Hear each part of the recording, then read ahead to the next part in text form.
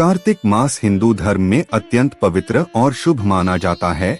इस पूरे मास में भगवान विष्णु, माता लक्ष्मी, भगवान शिव और तुलसी माता की विशेष पूजा की जाती है।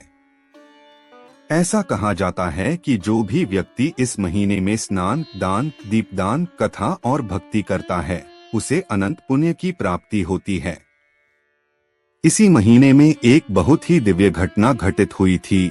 तुलसी और शालिग्राम भगवान का विवाह, जिसे हम आज भी तुलसी विवाह के नाम से मनाते हैं।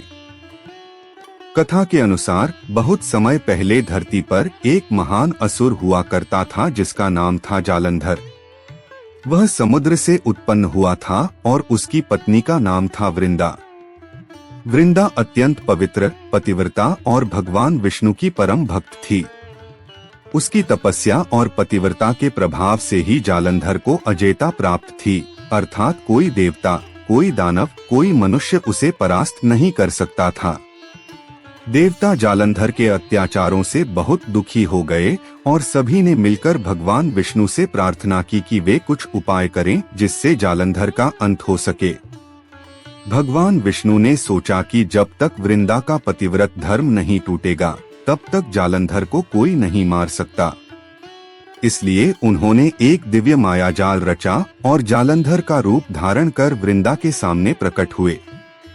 वृंदा ने जब अपने पति का रूप देखा तो उन्हें लगा कि यह मेरे पति ही हैं और उन्होंने भगवान विष्णु को प्रणाम किया।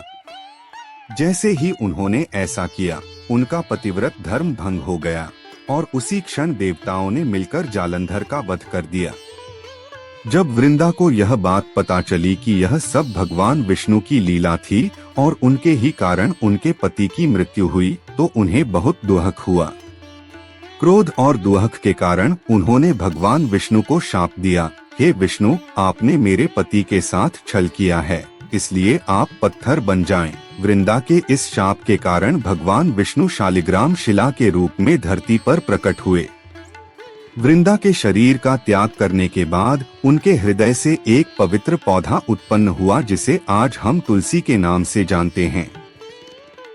भगवान विष्णु ने स्वयं कहा कि जो कोई भी तुलसी की पूजा करेगा वह मेरी पूजा के समान फल पाएगा, और जो तुलसी को तिल, जल और दीपक अर्पित करेगा उसे मोक्ष की प्राप्ति होगी। आगे चलकर जब देवताओं ने वृंदा से क्षमा मांगी तो भगवान विष्णु ने कहा, हे देवी, आप मुझसे विवाह करेंगी और इस विवाह का स्मरण सदा सर्वदा रहेगा।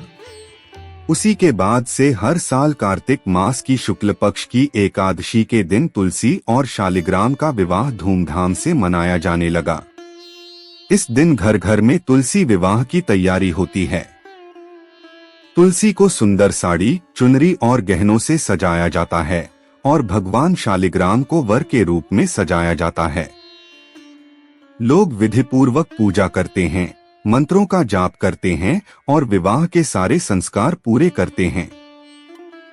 ऐसा माना जाता है कि इस दिन तुलसी और विष्णु के विवाह में सम्मिलित होने से व्यक्ति को वही पुण्य प्राप्त होता है जो हजारों यज्ञ करने से भी नहीं मिलता।